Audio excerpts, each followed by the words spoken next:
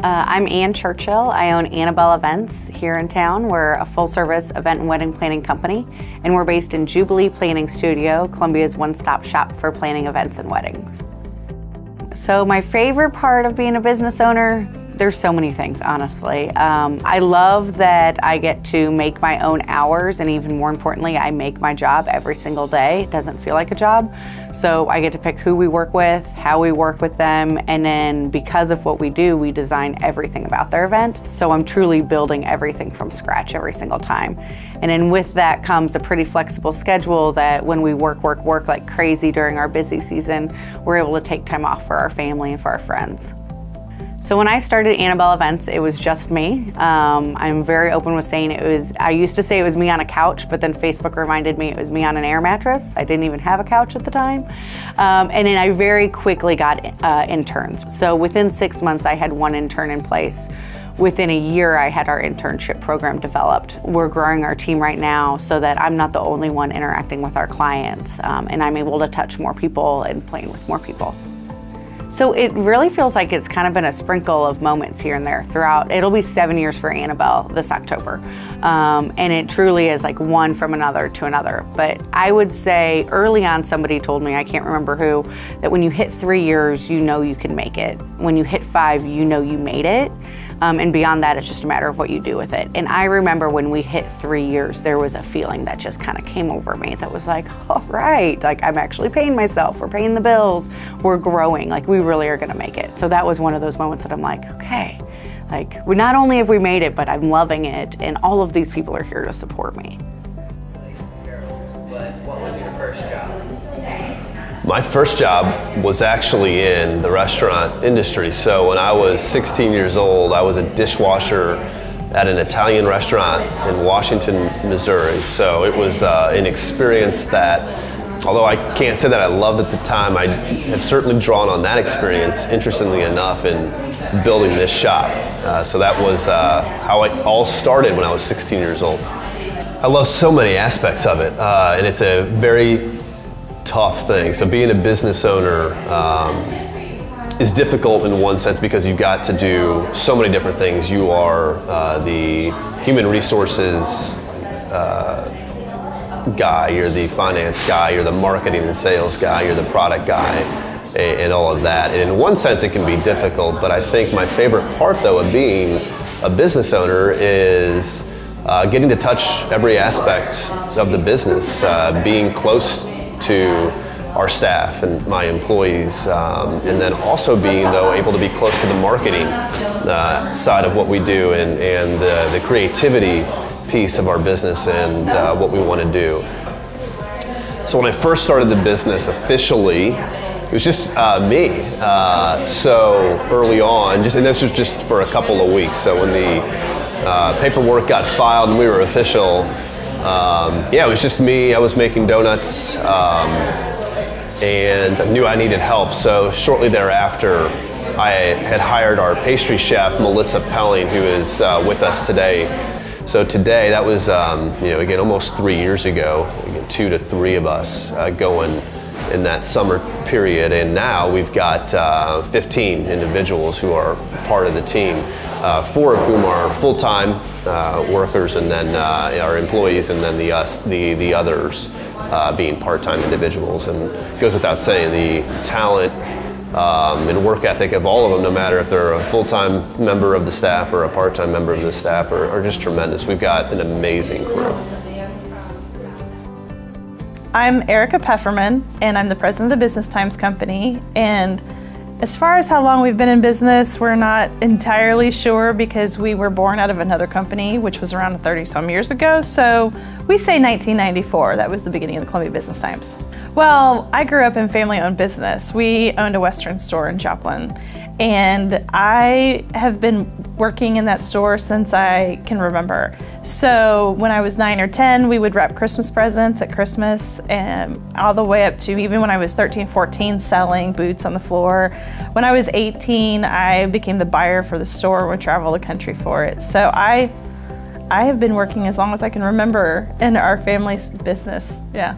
I would say how I define success really is a reflection of the feedback we get from the community. So when I see my team do really well, when I see them reach their goals, when I see the community tell us that, you know, we hit a home run with an issue or we've impacted someone's career or their small business, I just think that that is when I feel successful. But I still wouldn't consider us successful if I didn't have the rock star team that really liked being here, and if the community didn't feel we were also valuable. So I guess that's how I would define it.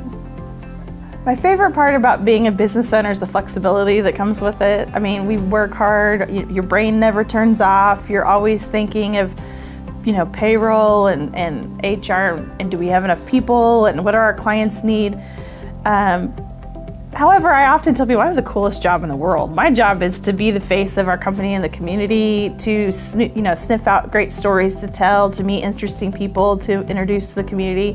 What I really like, especially if Dave Bauer isn't listening, is I like being my own boss. I don't think I would work well for other people because I have really a lot of passion and enthusiasm. I like to change and be flexible and make new decisions. And I have the best partners and boss in the world in Dave and Al, and that they always support us doing whatever we need to do. So I guess I would say that's the best thing, is that I get my own way and I have a lot of flexibility.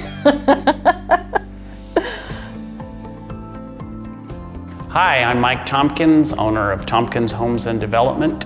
In my career, my first job was cleaning trash up on construction sites for my parents who were builders.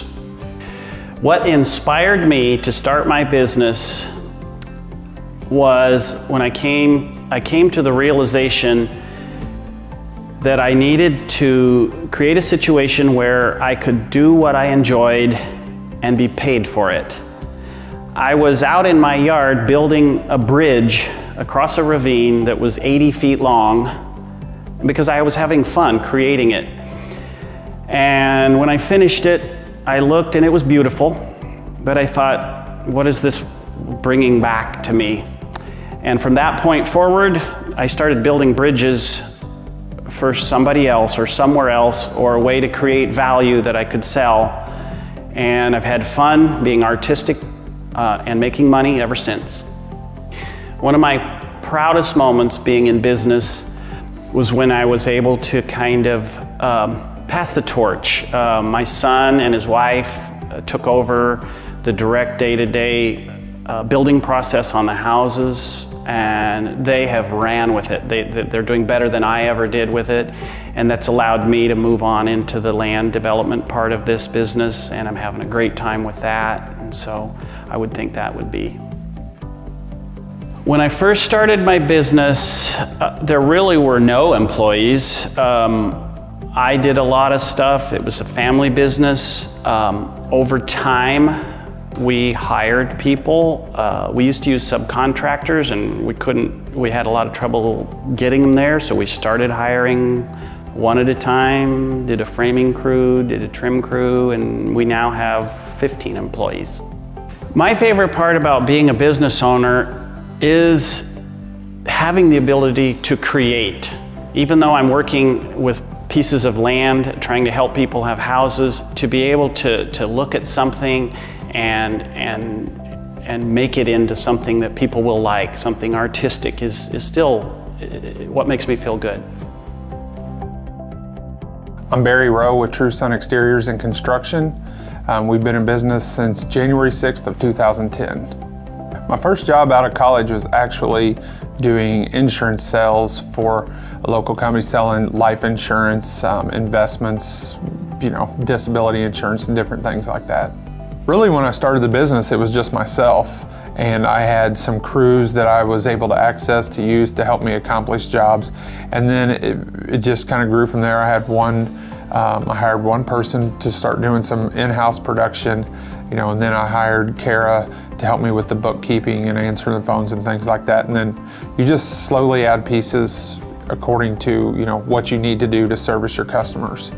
Right now we have 12 in-house employees, and we again use a lot of the same crews that we used from the day that we were started. So, at a Christmas party we might have, with spouses, up to 100 people there, 70 people, 80 people. But in-house we have 12 people. You know, there's obviously pluses and minuses to being the business owner. I just take a lot of pride in the fact that I was able to make the correct decisions to grow this business and provide a living for employees, and at the same time, really helping our customers out, you know, solve their issues. I guess I just have an internal motivation to continue to grow. I don't think, you know, a lot of business owners would probably be lying if they didn't say pride played into, you know, part of that, and just the pride that we've built this reputation, and I want to protect it and continue to grow it. What does it mean to me to be nominated for Small Business of the Year? One, it was a surprise, definitely. It's, again, one of those moments that it's like, okay, not only did I make it, but other people have noticed. I think that was the biggest thing. Just being one of the 5 small business finalists is award enough. The recognition that we receive, and just being able to stop and pause, and my team and myself giving ourselves a pat on the back and saying, hey, like, we're doing a good job, and keep it up. It's a privilege. It's humbling. We work hard for it, though, and I feel like we deserve to be a finalist. But at the same time, the other 4 finalists deserve it just as much as we do. But it's just it validates what you've worked for, you know, for 7 years.